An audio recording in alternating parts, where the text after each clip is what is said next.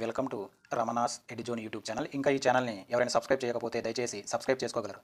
మనము ఈ వీడియోలో గ్రూప్ 2కి సంబంధించి మెయిన్స్లో భాగంగా ఉన్నటువంటి ఏపీ హిస్టరీకి సంబంధించి తూర్పు చాళుక్యుల పైన గతంలో వివిధ పరీక్షలలో అడిగినటువంటి ప్రశ్నలను మనము విశ్లేషణ చేసుకుందాం. అందులో భాగంగా ఇక్కడ మనము గమనించినట్లయితే మొదటి ప్రశ్న గమనించినట్లయితే పావులూరి మల్లన్న. పావులూరి మల్లన్న వచ్చేసరికి ఎవరి ఆస్థానంలో ఉన్నాడు? వచ్చేసరికి ఎవరి ఆస్థానంలో ఉన్నట్టు మనకు రాజ నరేంద్రుడు. ఈ పావులూరి మల్లన్న ఏం చేశాడంటే మనకు మహా వీరాచార్యుడు ఒక గణితానికి సంబంధించినటువంటి గ్రంథాన్ని రచించడం జరిగింది. ఆ గ్రంథం ఏంటి మనకి ఇక్కడ? గణిత సార సంగ్రహం. ఇది ఇతను ఏ లాంగ్వేజ్లో రాశాడు? మనకు సంస్కృతంలో రచించడం జరిగింది, సంస్కృతం. కానీ ఈ పావులూరి మల్లన్న ఈ గణిత సార సంగ్రహంను మనకు తెలుగులో రచించాడు. అందుకు గాను రాజరాజ నరేంద్రుడు ఈ పావులూరి మల్లన్నకు ఒక అగ్రహారం ఇవ్వడం జరిగింది. అదే మనకేంటి? నవకండవాడ. చాలా ఇంపార్టెంట్. నవకండవాడ అనే గ్రామమును రాజరాజ నరేంద్రుడు ఏం చేశాడంటే మనకు అగ్రహారంగా ఇవ్వడం జరిగింది. ఓకేనా? పావులూరి మల్లన్న ఎవరి ఆస్థానంలో ఉండేవాడంటే మనకు రాజరాజ నరేంద్రుడి యొక్క ఆస్థానంలో ఉండేవాడు. ఈ పావులూరి మల్లన్న మహావీరాచార్యుడు సంస్కృతంలో రచించినటువంటి గణిత సార సంగ్రహంను తెలుగులోకి అనువదించడం జరిగింది. దానికి ఈ పావులూరి మల్లన్నకు రాజరాజ నరేంద్రుడు ఇచ్చినటువంటి అగ్రహారం ఏంటంటే మనకు నవకండవాడని గుర్తుపెట్టుకోవాలి. రాజరాజ నరేంద్ర ఆస్థానంలో మనకు ఫేమస్ మనకు ఆదికవి అనే బిరుదున్నటువంటి ఆదికవి బిరుదున్న ఎవరు? మనకు నన్నయ్య. ఇక్కడ నన్నయ్య, అదేవిధంగా పావులూరి మల్లన్న ఎవరి ఆస్థానంలో? మనకు రాజరాజ నరేంద్ర ఆస్థానంలో మనం గుర్తుపెట్టుకోవాలి. నన్నయ్య మనకు రచించింది తెలుసు ఏంటి? మనకు ఆంధ్ర మహాభారతం. అంటే సంస్కృతంలో ఉన్నటువంటి మహాభారతాన్ని తెలుగులోకి రచించినటువంటి మొట్టమొదటి వాడు, అనువదించిన వాళ్ళలో మొదటి వాడు ఎవరంటే మనకు నన్నయ్యగా మనం గుర్తుపెట్టుకోవాలి. ఇతని బిరుదు మనకు ఆది కవి అని గుర్తుపెట్టుకోవాలి. ఆంధ్ర మహాభారతం. మహాభారతం అనగానే మనకి ఎన్ని పర్వాలు ఉంటాయి? 18 పర్వాలు ఉంటాయి. మహాభారతం అనగానే మనకు మొత్తం ఎన్ని పర్వాలు ఉంటాయి? 18 పర్వాలు ఉంటాయి. అందులో ఆది, అదేవిధంగా సభ, అరణ్య పర్వంలో సగభాగం అంటే ఆది పర్వం మొత్తం, అదేవిధంగా సభా పర్వం మొత్తం, అదేవిధంగా అరణ్య పర్వంలో సగభాగం అంటే మొత్తము 2.5 పర్వాలను మనకు నన్నయ్య ఆంధ్ర మహాభారతంగా అనువాదించడం జరిగింది. అందుకు గాను ఇలా అనువాదించడంలో నన్నయ్యకు సహాయపడిన వ్యక్తి మనకు నారాయణ భట్టు. ఈ నారాయణ భట్టు ఇలా సహకరించినందుకు గాను రాజరాజ నరేంద్ర ఇచ్చినటువంటి మనకు అగ్రహారం ఉంది. మనకి ఎగ్జామినేషన్ పాయింట్ అడగడం జరిగింది. అంటే మనకు నందంపూడి. ఇక్కడ నందంపూడి అనే అగ్రహారము రాజరాజ నరేంద్ర ఎవరికి ఇచ్చాడు? నారాయణ భట్టుకి ఇచ్చినట్లు మనం గుర్తుపెట్టుకోవాలి. చాలా ఇంపార్టెంట్ అండి. ఓకేనా? నెక్స్ట్గా మనం గమనించినట్లయితే ఇక్కడ మనం బాగా గమనించినట్లయితే వేంగి చాళుక్యుల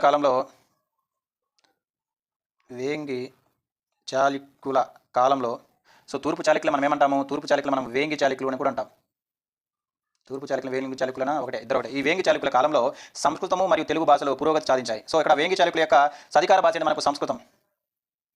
కానీ అదే టైంలో మనకు ప్రత్యేకంగా రాజరాజ నరేంద్రుడి కాలంలో తెలుగు భాష బాగా అభివృద్ధి చెందింది. తెలుగు భాష సరికి ఎలా ఉంది? సాహిత్య భాషగా బాగా అభివృద్ధి చెందింది, సాహిత్య భాషగా. ఓకేనా? ఇక్కడ మనం బాగా గుర్తుపెట్టుకోవాల్సిన విషయం ఏంటంటే మనకి ఇక్కడ గుణగ విజయాదిత్యుడు ఉన్నాడు.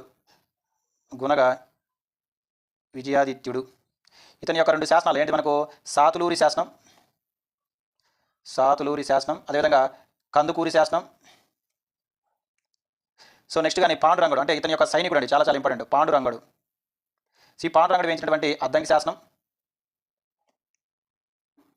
పాండురంగడు వేయించినటువంటి అద్దంకి శాసనం యొక్క ప్రత్యేకత ఏంటంటే తెలుగులో మొట్టమొదటి పద్య శాసనం. తెలుగులో వేయించినటువంటి మొట్టమొదటి పద్య శాసనం వచ్చరికి పాండురంగడు. ఈ పాండురంగడు ఎవరంటే మనకు గుణగ విద్యార్థి యొక్క సైనికుడు మన ఎగ్జామినేషన్ పాయింట్ గుర్తుపెట్టుకోవాలి. సైన్యాధ్యక్షుడు. ఈ పాండురంగడు చేసినటువంటి శాసనం మనకు అద్దంకి శాసనము. ఈ అద్దంకి శాసనం మనకి తొలి తెలుగు పద్య శాసనం. మనకు కలమల శాసనం ఉంది. కలమల శాసనం యొక్క ప్రత్యేకత ఏంటంటే తొలి గద్య తెలుగు శాసనం.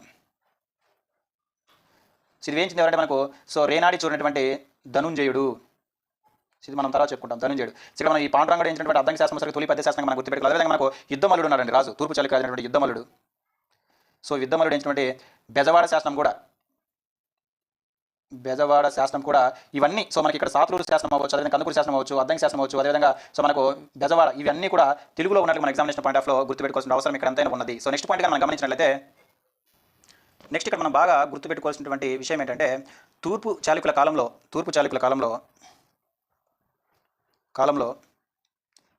వైశ్యులు అంటారు మనకు. వైశ్యులు బాగా ఆదరించినటువంటి మతం ఏంటంటే మనకు జైన మతం. అంటే ఇక్కడ మనకు వైశ్యులు వాళ్ళు మనం ఏమంటామంటే కోమట్లు అంటాం.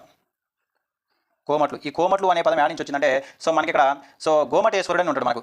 గోమటేశ్వరుడు. గోమటేశ్వరుడు నుంచి మనకు కోమట్లు వచ్చినట్లుగా మనము ఎగ్జామినేషన్ పాయింట్ ఆఫ్ లో గుర్తుపెట్టుకోవాలి. అయితే సో ఈ కోమట్లు లేదా వయసుల యొక్క ప్రధాన దేవత కులదేవత ఎవరు మనకు? సో ఎవరు మనకు? వాసవి కన్యకా పరమేశ్వరి.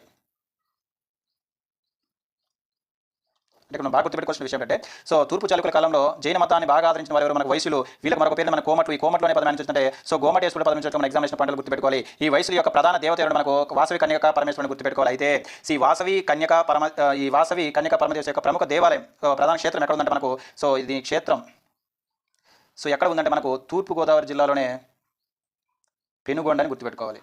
ఎక్కడండి? పెనుగొండ. చాలా చాలా ఇంపార్టెంట్. అంటే మన ఇక్కడ సో పెనుగొండలో సో ఎవరి యొక్క క్షేత్రం ఉందంటే మనకు వాసవి కన్యకా పరమేశ్వరి యొక్క క్షేత్రం ఉన్నట్టు మనం ఎగ్జామినేషన్ పాయింట్ ఆఫ్ లో గుర్తుపెట్టుకోవాలి. సో నెక్స్ట్ మనం ఒక రాజును గుర్తుపెట్టుకోవాలి. ఆయన మనకు రెండవ విజయాదిత్యుడు.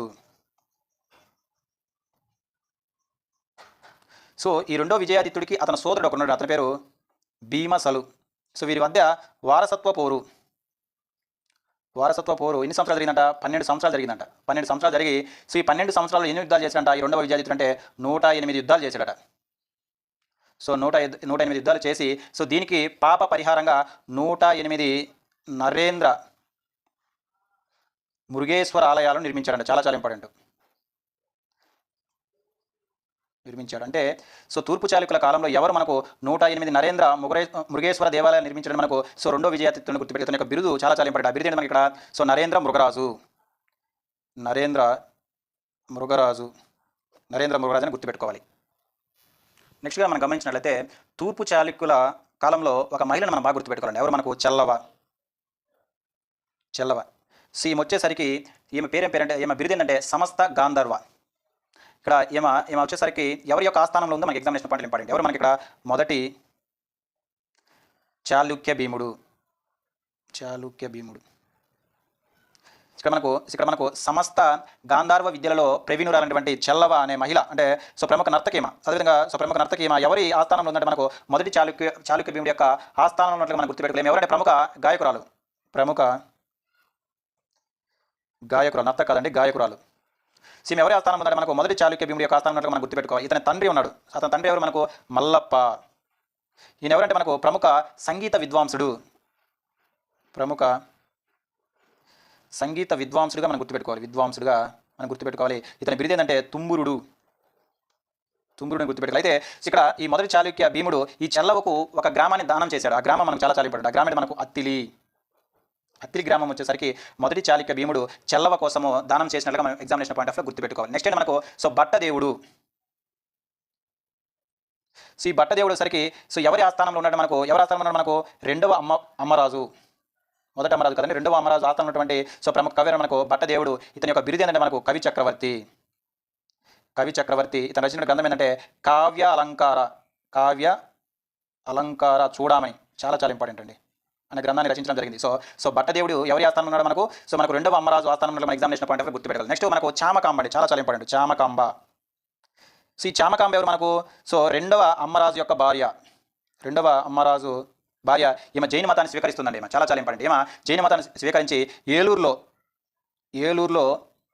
జైనుల కోసము కలు చెంబూరు అనే గ్రామాన్ని దానం ఇచ్చిందంట. కలు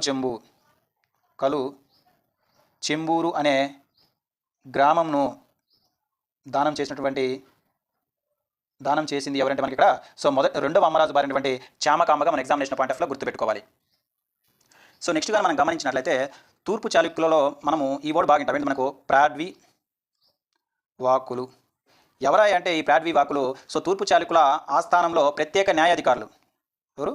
సో ప్రత్యేక న్యాయాధికారులే ఎవరంటే మనకు సో ఈ ప్రాడ్వి వాకులుగా మనం గుర్తుపెట్టుకోవాలి. సో వీళ్ళు ఏం చేస్తారంటే గ్రామాల మధ్య పొలిమర్లు కావచ్చు, అదేవిధంగా నీటి కాలకు సంబంధించినటువంటి వివాదాలను సో ఈ ప్రాడ్వి వాకుల చేత సో గ్రామ పెద్దలు ధర్మాసనాలు ఏర్పాటు చేసి వివాదాలను పరిష్కరిస్తారంట. అయితే ఈ ధర్మాసనం చెప్పినటువంటి తీర్పులు మనం ఏమంటామంటే జయపత్రాలు అంటాం. చాలా చాలా ఇంపార్టెంట్. జయపత్రాలు అంటే మనకు ఈ ప్రాడ్వి వార్పులు ఇచ్చినటువంటి తీర్పులను మనం ఏమంటామంటే జయపత్రాలు అంటామని గుర్తుపెట్టుకోవాలి. ఈ జయపత్రాలను ముద్రించే ఉద్యోగస్తులు ఉన్నారు. ఎవరైతే ముద్రించే ఉద్యోగులను ఏమని పిలుస్తారంటే మనకు ముద్రవర్తులు అంటాం. వర్తులను గుర్తుపెట్టుకోవాలి. చాలా చాలా ఇంపార్టెంట్. సో ముద్రవర్తులు అంటే మనకు ఈ జయపత్రాలను ముద్రించే ఉద్యోగులు మనం ఏమంటామంటే సో ముద్రవర్తులు అంటామని గుర్తుపెట్టుకోవాలి. అదేవిధంగా మనకు జయపత్రాలు అంటే ఏంటంటే ప్రాగ్వి వాకులు అంటే వీళ్ళు ఎవరు న్యాయాధికారులు. ఈ న్యాయాధికారులు ఇచ్చినటువంటి తీర్పులను జయపత్రాలు అంటారని గుర్తుపెట్టుకోవాలి. అదేవిధంగా మనకి ఇంపార్టెంట్ పాయింట్ అంటే తూర్పు చాళుక్యుల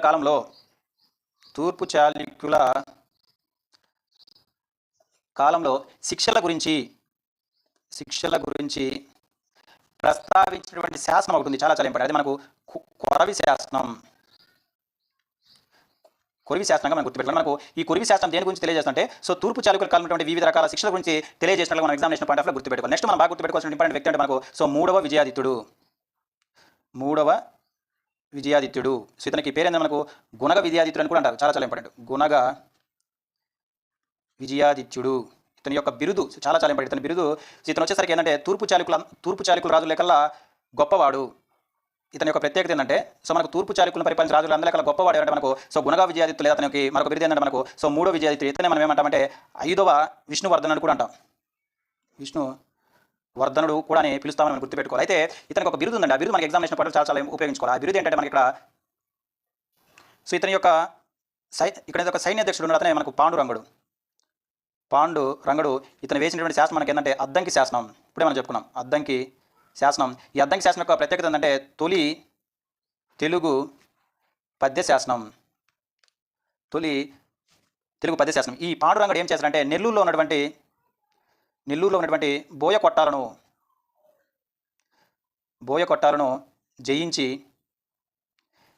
అక్కడ ఉన్నటువంటి పులికాట్ను ఆక్రమించుకొని ఇక్కడ మనకు ఒక పట్టణాన్ని నిర్మించాడు. ఆ పట్టణం మీద మనకు సో పాండురంగాపురాన్ని నిర్మించినట్టు మన ఎగ్జామినేషన్ పాయింట్ ఆఫ్ గుర్తుపెట్టుకోవాలి. అయితే మనకి ఇప్పుడు ఏం చెప్పుకున్నాం మనము తూర్పు చాళుక్యుల కల్లా గొప్ప రాజు ఎవరు మనకు సో గుణగ విజయాదిత్యుడు. అయితే మొట్టమొదటి రాజు మనకు కుబ్జ విష్ణువర్ధనుడు. అయితే చిట్ట చివరి రాజు మనకు 7వ